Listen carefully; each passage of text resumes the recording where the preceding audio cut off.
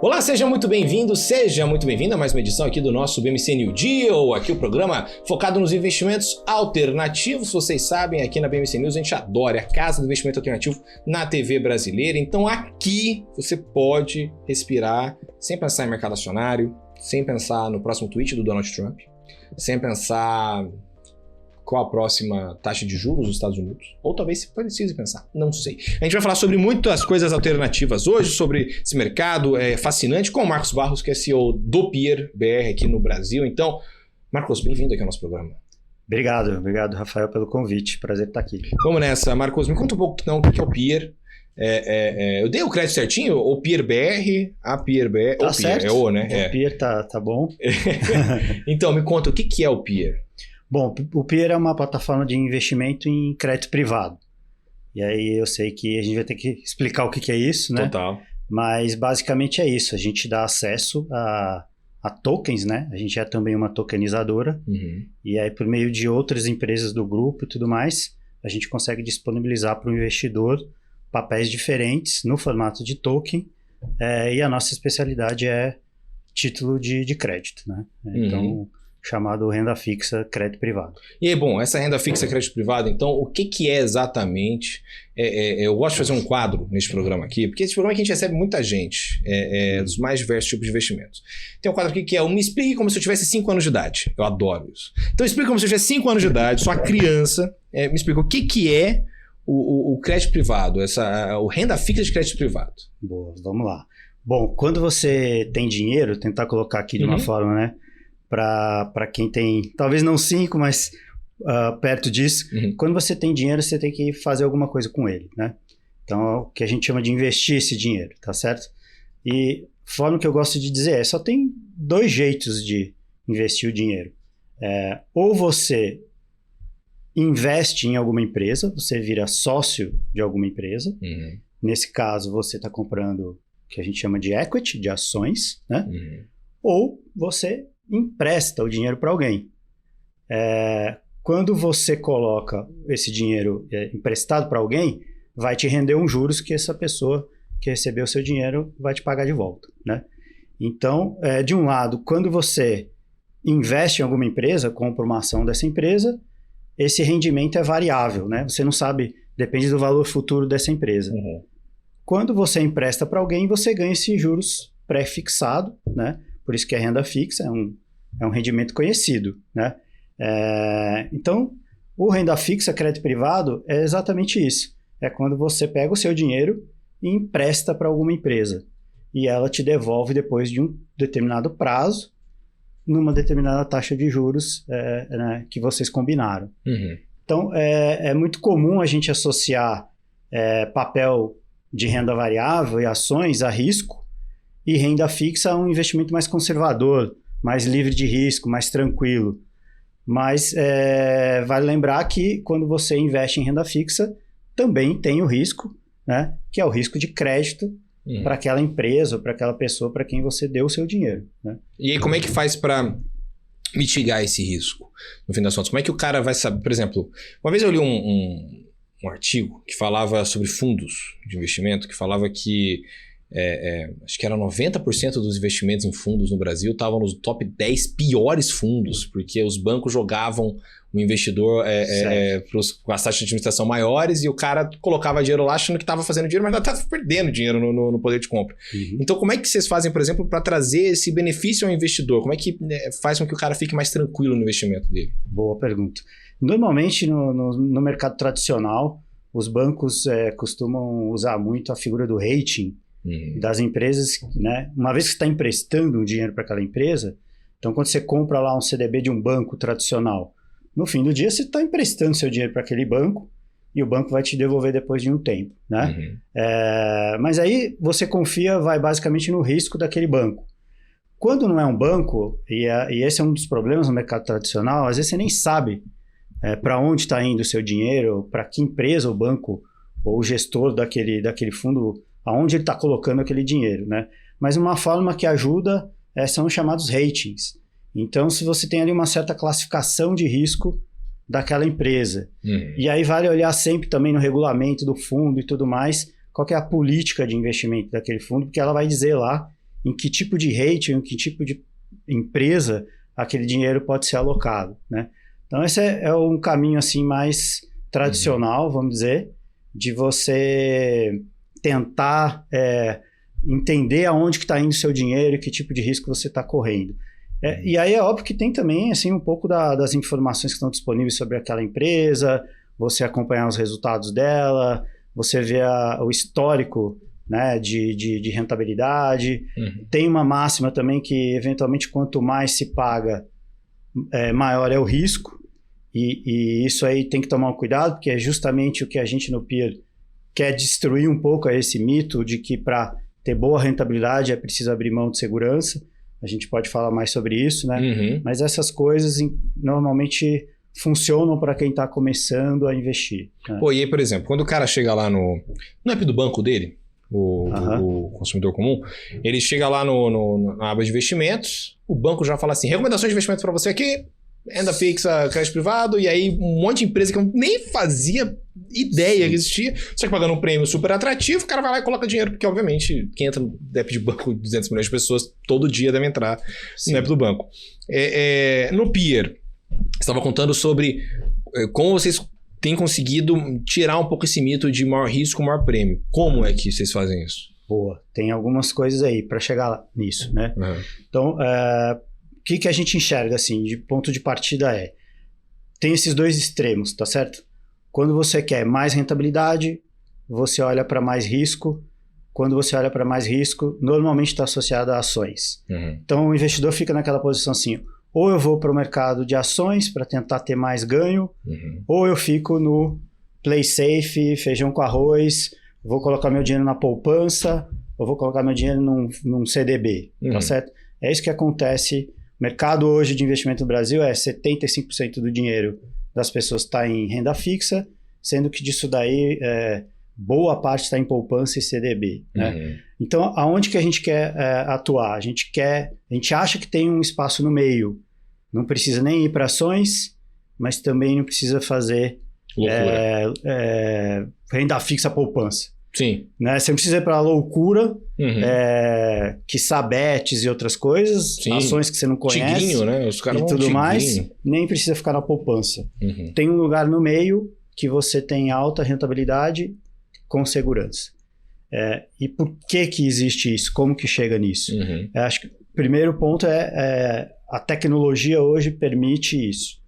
E aí tem toda uma história de fazer via tokenização. Né? E aí a gente pode falar mais disso, mas hoje com o blockchain, com a distribuição de registro, né, digital, com a DLT você consegue colocar para o investidor investimentos que antes eram somente disponibilizados para investidores qualificados, grandes fundos, altas fortunas, aquilo que está no family office.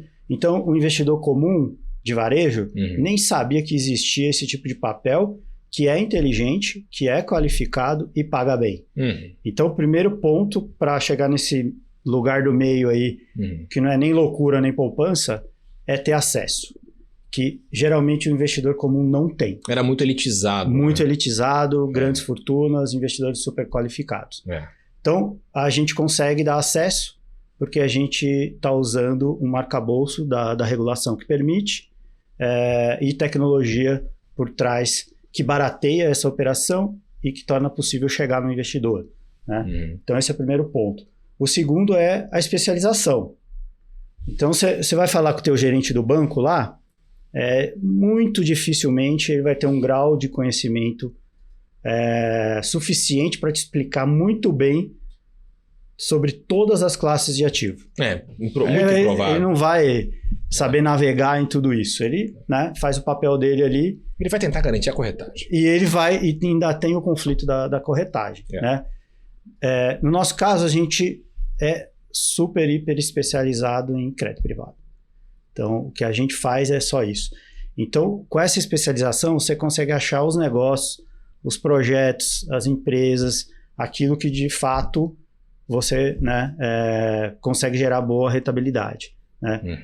Então, combinando acesso com especialização, você consegue bons negócios. A partir daí, o desafio está em como levar isso para os clientes do ponto de vista de comunicação, do ponto de vista de experiência, né, de criar escala. E aí tem vários desafios de colocar tudo isso no mercado, né? E é isso que a gente está tentando fazer. E aí, por exemplo, dentro desse mercado, que é o mercado, a gente está falando de... É o classe A que você está tentando mirar, o investidor? Não, hoje a gente tenta mirar o classe B, sabe? A gente dá acesso à classe, desde a classe C. R$100 de investimento já é possível entrar no PIA. Né? É claro que a gente sabe que para o perfil atual dos investidores, a boa parte da nossa base de clientes vai estar mais concentrada na classe A. Até pela diversificação de papéis e conhecimento necessário para esse tipo de decisão, vamos chamar assim. Mas a ideia é que a gente atue em todas as camadas ali da pirâmide. Claro, cada uma com uma oferta específica, cada uma com uma proposta de valor, com uma experiência e tudo mais. Mas R$100 é mais atrativo. Mas R$100 a gente já consegue, né, atacar uma boa parte da população. Isso é muito interessante, que era justamente a minha próxima pergunta sobre a população, assim, como é que ela tem... Vocês existem há quanto tempo e como é que a população tem adentrado nisso? Porque existe um sentimento no público investidor do Brasil de, cara, se eu continuar no arroz com feijão de sempre, eu vou quebrar. Certo. Né? Então, como é que vocês... muito bom. A gente está nesse contexto de mercado, vale lembrar, né, que investimento tem se tornado mais popular. Investimento de forma geral no Brasil, ainda bem. Né? Se a gente olhar, 2017, a B3 tinha 500 mil investidores. Total. Hoje tem 10 vezes isso. Né? Final de 2024, com quase 6 milhões. Então, um avanço enorme. E isso cresceu, classe A ainda é a maior parte, mas o crescimento foi muito maior na classe C. Né? Então, você está popularizando o acesso ao investimento aí, você está, obviamente, tendo ticket médios menores, isso é uma realidade também, e isso está acontecendo num contexto de digitalização, que favorece muito esse acesso, e uma parcela importante desse crescimento vem dos próprios influenciadores também digitais, que acabam fazendo esse papel, às vezes por bem ou não, mas de educadores financeiros.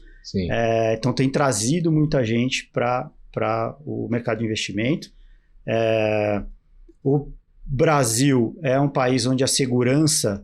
a gente fez só uma curiosidade, uma pesquisa recente, de vários tipos de pesquisa, que a gente está fazendo aí um reposicionamento da plataforma, vai fazer um trabalho de divulgação maior, e antes, né, de ir a mercado, a gente estudou bem o mercado, o comportamento dos investidores, a gente falou com os nossos clientes um monte de vezes e tudo mais, e uma das coisas que a gente fez foi analisar conversas em ambientes digitais sobre investimento. Né? E aí, então, a gente mapeou mais de 40 milhões de interações digitais das pessoas falando sobre investimento. E é curioso que segurança representa fraude, golpes, essas coisas representam 4% das conversas. Né? Então, tem esse elemento aí que faz parte da nossa realidade, não só no Brasil, acho que no mundo. Por exemplo, criptomoeda já é 15% das conversas, né? Digitais sobre investimento. Então, tem algumas características que a gente está olhando. Mas você tem esse contexto, então, onde o digital está favorecendo o acesso a investimentos, mas está mais popular, e tem esse contexto da segurança. Né? Então, dado isso, a gente está vendo como que a gente se posiciona. E aí a resposta para isso, de fato, vem da educação, né?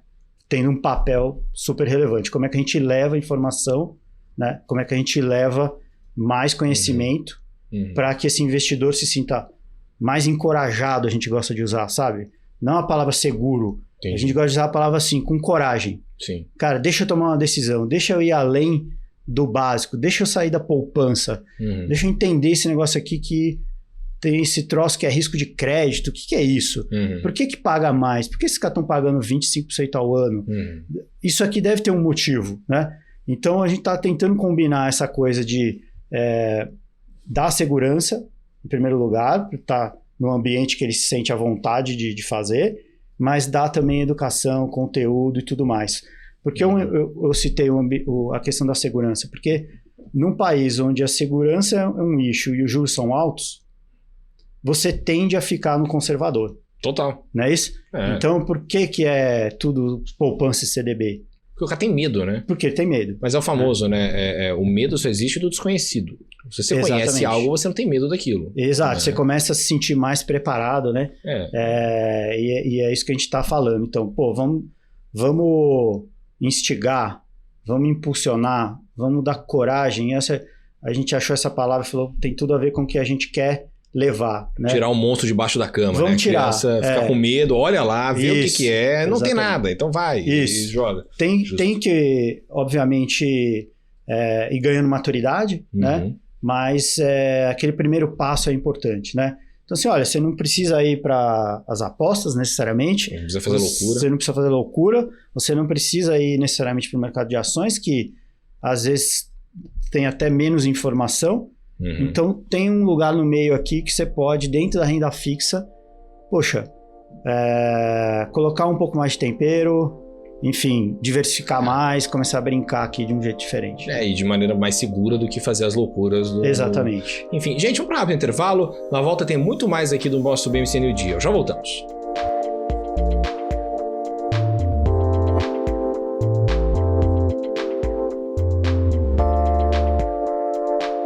Estamos de volta ao nosso BMC New Deal dessa semana, um papo muito bacana com o Marcos, lá do Peer BR. Marcos, vamos lá. Você estava falando um pouco sobre tirar esse bicho-papão debaixo da cama do investidor, né? Esse medo do desconhecido. E aí, eu queria colocar outro tempero no meio disso aí. Que a gente tem visto muito falar sobre o endividamento em relação a pessoas que vão para a bet. Porque ela imagina que, eu sou santista, eu conheço mais o Santos. Logo, eu sei que o Santos vai ganhar. E aí, não necessariamente o Santos ganha. Afinal, eu sou santista e eu sei que o Santos vai ganhar. Então, você acha que meio que a cura dessa inadimplência desse brasileiro que está indo para bets num nível muito mais rápido do que investimento saudável possa ser o conhecimento de, tipo, cara, você pode tirar 20% ao ano numa renda fixa aprimorada. Você acha que é meio que esse caminho, assim, é uma luta contra esse... Não diretamente aí, não sou nenhum especialista no mercado de bets ou de jogos. Pelo que eu acompanho, assim, eu tive uma conversa interessante outro dia com o pessoal que aí sim está mergulhado nesse segmento, e eles me trouxeram um insight bem interessante, que é basicamente assim: você tem dois tipos de mercado ali nas bets, né? Um que é o jogo de fato esportivo. Esse sim, ele é mais parecido, o jogador que escolhe esse tipo de jogo, ele tem um perfil mais parecido com o investidor, nesse caso sim, né? O cara que pensa em porcentagem. Porque tem porcentagem, tem um pouco mais de técnica envolvido de alguma forma, né? Então nesse aspecto tem uma certa concorrência aí, né? Tem o outro jogo, que de fato é o que eles chamam de cassino. Que é o cassino mesmo. Que aí é cassino mesmo, não tem quase nenhuma relevância com o investimento, né? Ou proximidade com o investimento. Então, mas eu acho que a nossa abordagem é menos competir com esse mercado e sim, de maneira mais ampla, criar a cultura de investimento em risco de crédito, que é algo que fica meio adormecido ali, né? No Brasil ainda. Como eu falei, você tem os dois extremos, ou é bolsa ou é poupança, e tem esse negócio no meio que a gente quer falar mais sobre ele. Que é assim, olha, sabe que dá para você investir em risco de crédito? E risco de crédito é o segundo jeito de investir no fim do dia, porque aquilo que eu falei, ou você comprou ação de alguma empresa, ou você está emprestando dinheiro para alguma empresa. Só tem essas duas coisas para fazer com o dinheiro, né? Então a gente quer, na verdade, atacar aí, né? É criar essa comunidade de tomadores de risco de crédito. Negócio bem legal, né? Que dá para ser, eventualmente, né, tão grande quanto é o mercado de cripto hoje no Brasil, tá certo? Dá para ser tão sexy quanto investir em bolsa, né? Então é um pouco essa nossa ambição, assim. Agora, por exemplo, em relação a porcentagem hoje que você consegue entregar num fundo de crédito. De rentabilidade? De rentabilidade. Dá para fazer coisa muito boa. Então, a gente, por exemplo, tem papel lá que passa de 30% ao ano. Isso geralmente afasta até algum tipo de investidor, porque acha too good to be true. Too good to be true. Assim, 30% tem coisa errada, né? Sim. Então, a gente quer tirar também esse mito aí que não pode ter alta rentabilidade, né? E pode. E por que isso? Porque você tem alguns nichos, segmentos no Brasil, e boa parte aí, inclusive dos empreendedores brasileiros, que tem projetos interessantes para fazer, né? E não tem acesso a financiamento, tá certo? Então, aonde a gente entra? Porque isso vale explicar.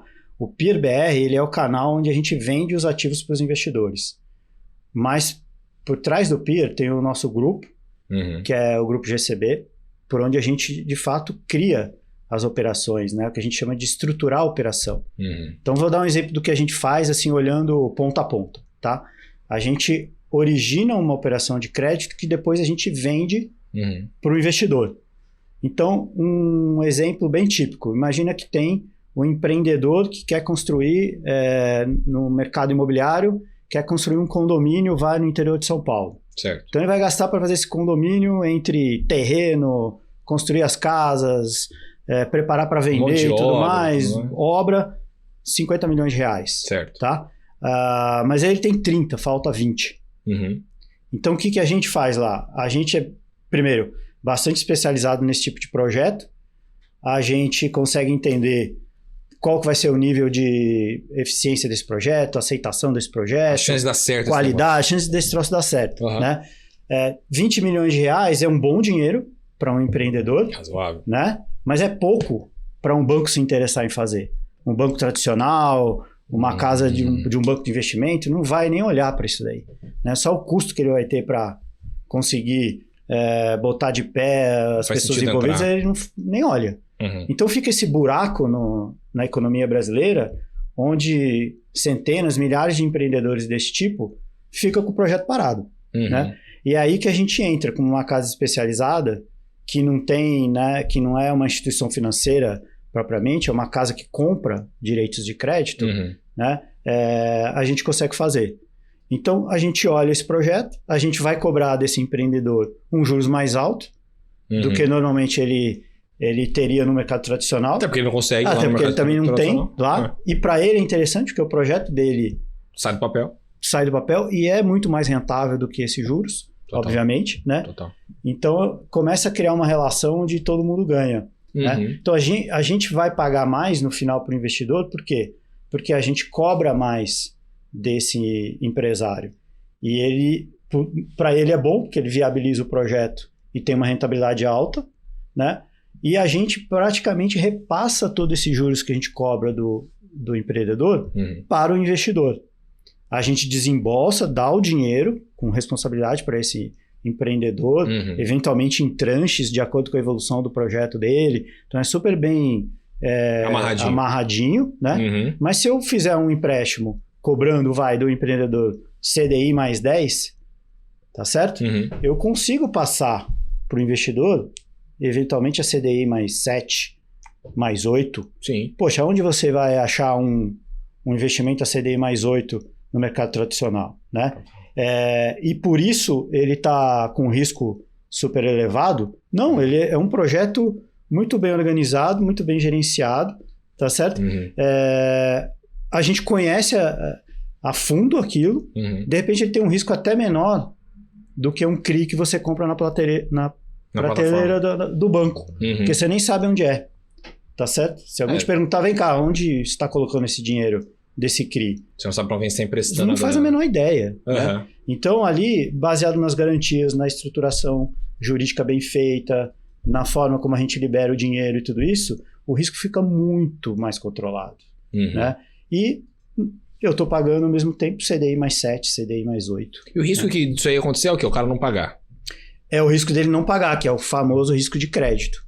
Tá. Então, é o risco desse empreendedor não conseguir evoluir no projeto dele, eventualmente o projeto não dá certo, e ele fica sem capacidade de voltar com aquele dinheiro que a gente emprestou.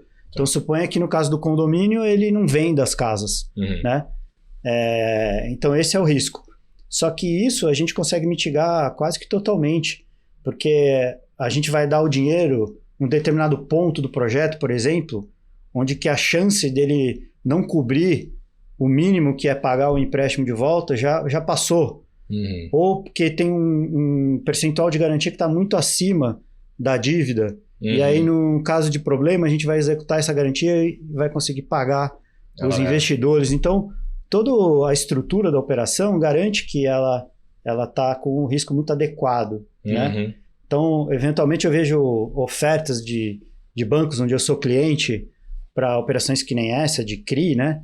E aí você vai ver assim, tá bom, mas fazer um CRI para um grupo grande, se aquele grupo quebrar, você vai ser o último a receber. Você está lascado. Você está lascado, você nem sabe. E a gente já teve casos recentes aí, não muito longe no tempo, de grupos gigantescos que você achava que estava bem, né? Sim. Então, não tem, tanta diferença assim, eu diria. Na verdade, fica até mais especializado, como eu estou falando. A diferença é que você sabe. E a diferença é que você está colocando para o investidor uma rentabilidade mais perto, né, daquilo que... E você vai avisando o investidor do ponto que está aqui. Sim, você vai dando acompanhamento do projeto, ele vai acompanhando lá pelo próprio aplicativo, o andamento das obras. Então, isso fica bem amarrado, né?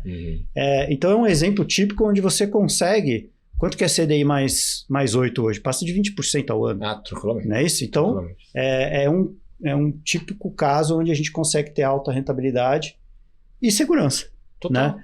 É claro que nosso desafio, então, nesse mercado é, primeiro, separar, na hora que você vai levar isso para o investidor, explicar tudo isso que eu estou te explicando aqui com alguns minutos de uma conversa, né, individual. Sim. Então, o desafio, na nossa visão, eu preciso levar essa educação, esse conteúdo, e eu preciso colocar isso numa experiência fodástica, assim, que o cara vai falar, caramba, tá super claro. É isso. E tá fácil. Entendi o que é, né? E isso a gente tem exemplos em vários segmentos. A gente tem projetos imobiliários, projetos agrícolas, infraestrutura, legal claim, né? Que são aqueles embrólio judicial. Precatórios, embrólios judiciais. Tem o que a gente chama de direct lending, que é simplesmente dar crédito para as empresas com algum tipo de garantia. Então, a gente vai tentando, né, a hora que a gente identifica um determinado segmento específico que pode ter empreendedores fazendo boas coisas, a gente entra. O lado bom é que você consegue ter mais controle de onde está indo sua grana, né? Tipo, exatamente. A gente viu na bolsa mesmo, sabe? Sei lá, 3 anos atrás, lojas americanas, cara. Tipo, a gente não tinha a menor noção do que estava acontecendo com a americanas. Exatamente. Sabe? E a galera tava investindo pra caramba e do nada, assim, o DRE tava lá. Sabe? Porque... Foi esse exemplo que eu pensei aqui, não quis dar o nome. Mas é exatamente a mesma coisa. Porque o DRE tava lá. Você, eu consigo saber o que tá acontecendo numa ação porque de 3 meses vem o resultado trimestral. E se o resultado trimestral tivesse sido fraudado? Um pouco mais longe para você, né? Entendeu? Até você saber exatamente o que está acontecendo naquela cadeia. E não só lojas americanas, é como se ela fosse a exceção da regra. Mas tem vários casos. Inclusive nos Estados Unidos, a bolha, inclusive, do crash de 2008, ele é um perfeito exemplo de como a gente não tem a menor noção do que está acontecendo nas coisas, entendeu? O cara vai descobrir numa viagem, fazendo coisas que eu não posso falar nesse horário. Mas realmente é muito interessante, assim, talvez... O que seria a fraqueza de você não saber, tipo, a empresa não é muito grande para eu estar colocando grana ali. É uma vantagem, talvez. Exatamente, entendeu? Porque são projetos menores, ficam mais pé no chão, você tem ali uma visão mais clara do que se trata, né? Interessantíssimo. Então, isso colocado em escala, acaba virando um impulsionador do que no Brasil? Poxa, de crédito. Total. Para o empresário, né? Total. E, em contrapartida, um avanço, uma sofisticação, uma relação menos assimétrica também no mercado de investimento.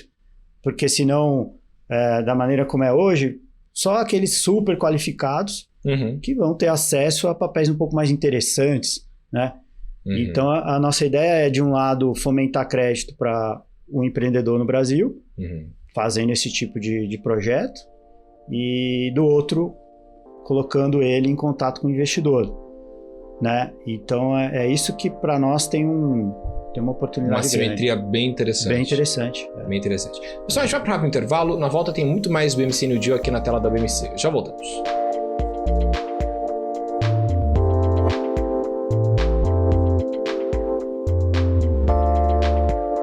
Bem-vindos de volta ao nosso BMC New Deal dessa semana, um papo muito bacana com o Marcos, lá do PeerBR. Marcos, a gente está falando sobre hoje um CDI atrativo, né?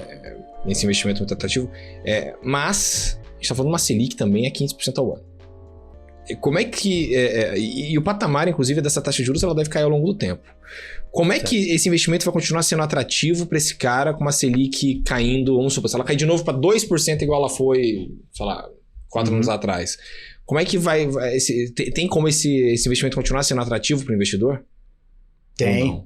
Ou não, não sei. Na verdade, a gente usa a Selic como referência. Então, o objetivo é sempre aquilo que a gente consegue fazer além da Selic. Uhum. Então, essa é a lógica, né? A Selic acaba sendo a referência básica. Uhum. Então, a nossa abordagem é sempre em relação ao prêmio adicional que a gente consegue entregar. Ela é a régua. Ela é a régua. Então, quando ela sobe, a régua sobe, mas sobe para tudo, né? Então, a ideia é sempre buscar o quanto que a gente consegue a mais. Obviamente, não é o desenho base... quando a gente planejou o negócio, o cenário base não era Selic acima de 10% no Brasil. Uhum. Tá? A gente fez um planejamento bem detalhado no final de 23. E final de 23 o dólar, se não me engano, era 4,80. Uhum. E a Selic apontava para cair para 8, 9, tudo mais, né? Então, mudamos um pouquinho. O mundo mudou um pouco. Alguns tweets depois do Trump mudaram essa história aí. Deu uma chacoalhada. Uma chacoalhada. Mas, independente disso, a gente está sempre buscando a fazer além da Selic, né? Uhum. Como eu tinha comentado antes, num país onde o juros é alto e a insegurança também é alta, é muito natural ir para referência. Uhum. Porque, de alguma forma, você está bem protegido. Então, isso eu nem deixo de recomendar isso, porque eu acho até que é o correto mesmo nesse tipo de cenário, certo? Então, aí entra uma máxima que é a da diversificação também. Tá? Então, é interessante estar bem protegido. Isso fica melhor quando o juros está mais alto em relação a Selic. Mas nosso objetivo é trazer também a diversificação. Nesse contexto, ele também é relevante, né? Então, nunca a gente vai propor, por exemplo, lá no PeerBR, que todo o patrimônio do investidor esteja com a gente. Eu acho que tem ali para nós recomendado é que seja máximo 20%. Então tem um espaço aí, vamos dizer, grande para dentro dessa diversificação a gente atuar. Tá? Perfeito. E aí me conta um pouco, você estava falando sobre quando vocês estavam desenhando e tudo mais. Esse daqui é o terceiro bloco, então a gente adora falar sobre carreiras, sobre jornadas e tudo mais. Então me conta como é que o Peer foi criado, de onde saiu essa ideia, de onde você veio. Vamos lá, legal. Isso aí. Bom, eu vou explicar primeiro o grupo. O grupo tem 15 anos, fundado pelo Gustavo Blasco, é um gestor de ativos, desde início de carreira, foi de um banco americano que saiu e começou a montar ali uma carteira de clientes diretamente, né? Foi crescendo o negócio, montou uma asset, uma gestora de recursos, se especializou em fazer crédito, né? E também bastante conhecedor da arcabouço regulatório no Brasil, tem influenciado aí a criação da lei de criptomoedas, é conselheiro na Bcrypto, ajudou a escrever ali, ou no mínimo a fomentar a criação de startups dentro do mercado de capitais já faz bastante tempo. Inclusive, já que você falou sobre o mercado cripto, você que está nos acompanhando, não deixe de acompanhar o CryptoCast, apresentado por ele que você fala. Suspeito para falar, adoro criptomoeda. Toda terça-feira aqui também, na tela da BMC News, você pode entrar lá no canal do YouTube também da BMC e mandar sua dúvida aí, sua pergunta sobre o mercado dos criptoativos. Eu adoro fazer um jabá. Desculpa. Boa. E aí, vamos lá. E aí, então, em determinado momento, Gustavo e outros sócios ali perceberam que podiam levar para o varejo aquilo que eles estavam fazendo de maneira mais estruturada com poucos clientes e decidiram criar 2 fintechs. Isso por volta de 2019, 2020, um pouco antes da pandemia. Nossa Senhora. Que timing. E aí eles então passaram a fazer crédito, né, de um lado, via uma fintech que a gente tem que chamar de anti-recebíveis, crédito para pequenas e médias empresas, de maneira digital, criaram uma securitizadora também, uma tokenizadora, que é o PeerBR. Então tudo começou fazendo desconto de recebível para pequenas empresas, transforma esse recebível num token e disponibiliza para investidores na plataforma PeerBR. Teve uma certa indefinição regulatória no Brasil sobre tokens, né? Se deveriam ser classificados como valor mobiliário ou não. Isso foi se resolver ali em 2023. Foi quando a nossa plataforma, o PeerBR, de fato teve registro na CVM, né? A CVM instituiu ali via resolução 88 de crowdfunding que plataformas como a nossa poderiam disponibilizar ativos, né? Via token, né? Com uma regulamentação específica muito mais flexível que a resolução 160, por exemplo, né? De fundos, do mercado de capital tradicional. E isso abriu um espaço grande, de maneira que no primeiro ano, depois da 88 divulgada, o mercado ali fez cerca de 1,5 bilhão em emissões. Dinheiro, né? Então tinha ali uma oportunidade já instalada e a gente tem feito 30%, 40% desse volume no Peer. Então hoje a gente é ainda a maior plataforma de crowdfunding no Brasil. Então nasceu assim a ideia, né? Uma especialização em crédito que foi combinada com uma tecnologia de blockchain, uma boa especialização na regulamentação brasileira, achou esse nicho de mercado, né? E veio essa decisão de, poxa, agora vamos crescer. E nessa decisão de vamos crescer, é que eu entrei no grupo, né? Eu sempre fui do mercado tradicional de bancos, a vida toda. Você é dos bancões. Eu sou dos bancões aí, brasileiros quase todos. Bancos, enfim, gringos também, já passei por eles. E um cara essencialmente também de background de crédito. Sempre fui um cara de crédito no varejo e que nos últimos... crédito, tô falando de crédito bancário, tá? De varejo para pessoa física e pequenas e médias empresas. Você manja de desse produto, brasileiro. De risco, eu manjo desse troço aí que é dar crédito para o brasileiro. Né? E nos últimos 10 anos, 11, eu tive em posições executivas em um banco brasileiro grande, num segmento de negócios digitais e crédito. Então, eu tocava a operação grande digital de um banco, do Banco BV, que é um grande banco brasileiro. Sim, tá? enorme. Então, estava no board lá e tal, e fiquei, enfim, 11 anos lá. Então, eu estava nesse ciclo de carreira, onde eu tinha me aproximado muito do ecossistema de inovação, fintechs, tudo mais, durante esse período. A gente criou várias iniciativas lá no BV em relação a isso. Então, eu estava muito inclinado a sair do lado de ser o corporate innovation e ir para, de fato, botar a mão na massa lá no lado da inovação como empreendedor, né? Só que não sabia fazer isso também, porque nunca tive tirando alguns negócios em casa lá, específicos, nunca tive experiência empreendedora, né? Então, estava ali testando, fazendo advisor para algumas fintechs, participando de alguns pezinho na água, botando um pouquinho de dinheiro e tal, né? E aí que eu conheci o Gustavo, que me contou do projeto dele e falou, poxa, estou precisando de alguém que se junte a nós e a gente faça o go-to-market aqui das 2 fintechs. Né? E isso aí já faz 2 anos quase. Então, foi assim que a gente decidiu para fazer o lançamento das fintechs no mercado. Aí, de fato, comecei todo um trabalho de planejamento estratégico, estudar melhor o mercado, o público-alvo que a gente deveria atacar, aquilo que deveria ser nosso principal produto, né? Então, a gente fez algumas mudanças relevantes aí nesse modelo e hoje, enfim, a gente está crescendo bastante, né? Como eu falei, No primeiro ano a gente já deu um salto e já atingiu mais de 30% do market share de crowdfunding, né? E a gente tem uns planos bem legais aí pra frente, muita coisa nova que a gente vai fazer. Pô, que legal. E aí, por exemplo, hoje a sede de vocês tá aqui em São Paulo? Sim, tá aqui pertinho de você, tá aqui no Itaim Bibi também. Ah, que beleza. Então, localização geográfica, nós adoramos a Faria Lima, inclusive. Estamos do ladinho aqui. Ah, que beleza. E hoje esse público, essa galera que entra no Peer, hoje ela é mais esse Faria Limer, ele é o cara de outros estados, muito diversificado? Tá bem diversificado, mas é assim, a gente tem quase que dois tipos principais de clientes. Como eu falei, a gente tem aquela fintech que antecipa recebível para pequena e média empresa, que é o Adiante Recebíveis.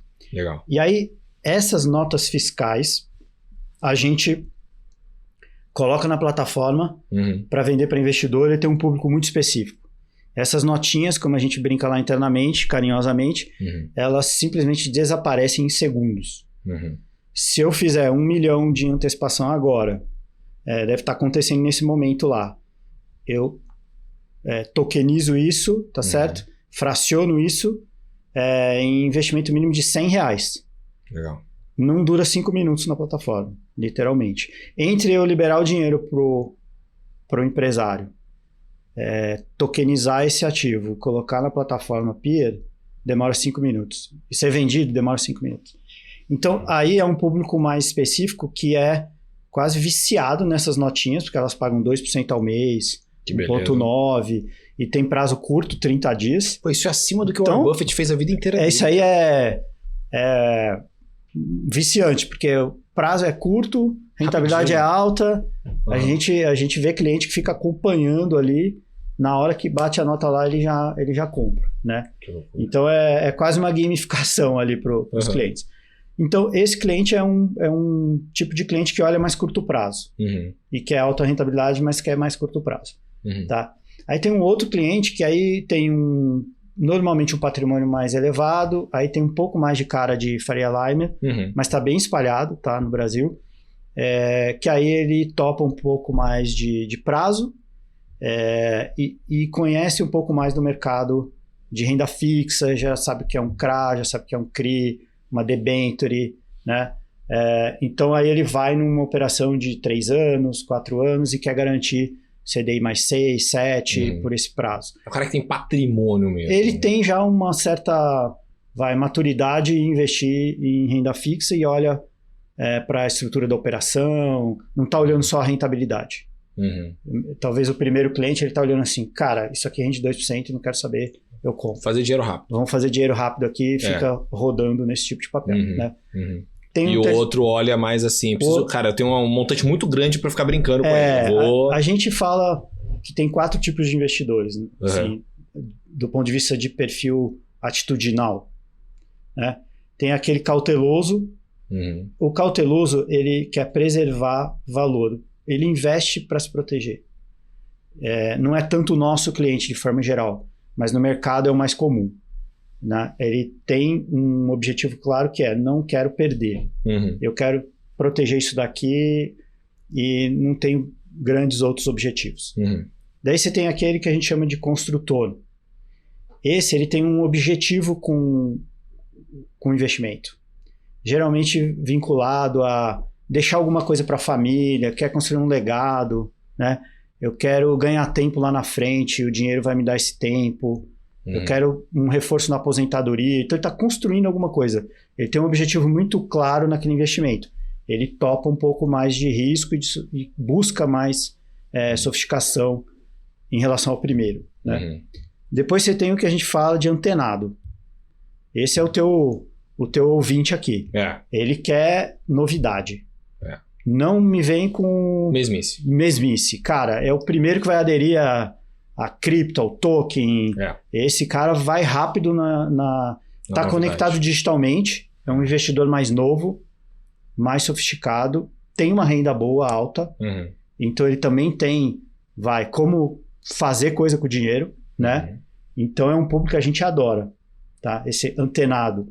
E o que a gente está tentando mostrar para o antenado não precisa ser o cripto em si. Tem tokens atrelados a ativos reais, que tem uma segurança interessante e você pode diversificar bem. E você consegue ver o que você está investindo. E você consegue ver o que você está investindo. É legal, né? Exatamente. É quase a junção do mercado tradicional com tecnologia.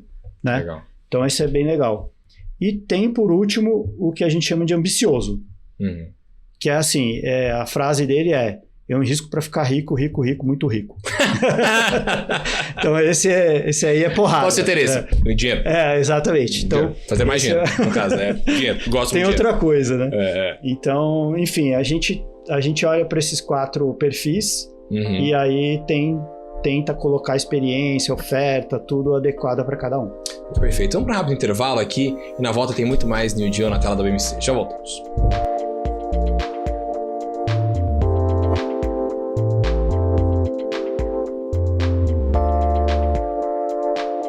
Bem-vindos de volta ao nosso New Deal aqui na tela da BMC. Hoje um papo muito bacana com o Marcos do PeerBR. Marcos, te perguntar, quais são os próximos passos do PeerBR? O que vocês estão pensando para esse ano, para o futuro e tudo mais? Bom, a gente está bem animado com o futuro, apesar do mercado instável, mas a gente acredita que tem um espaço grande e tem muita novidade por aí. Eu acho que até o fim do ano a gente vai fazer de fato um lançamento da plataforma Mercado, que é um movimento que a gente ainda não fez, né? E aqui eu estou falando de divulgação, de achar um embaixador aí para a nossa marca. Que legal. Tem um certo trabalho de reposicionamento da marca, né, na forma como a gente se comunica, no visual, na identidade, na oferta de produtos, tem bastante novidade também. Que legal. Então, quero prometer nada, mas, por exemplo, uma coisa que a gente olha muito é ter o mercado secundário dentro da plataforma que a gente ainda não tem, e isso vai,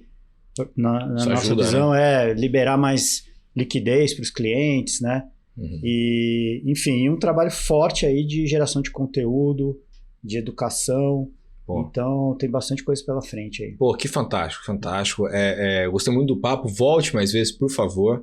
Principalmente se tiver qualquer tipo de novidade, vem aqui no New Deal, que a gente gosta muito desse papo. Aqui é a Casa Investidor alternativo na TV brasileira, a gente gosta muito disso. Então, por favor, que foi um papo muito bacana. Super combinado. Obrigado. Tá certo? Obrigado.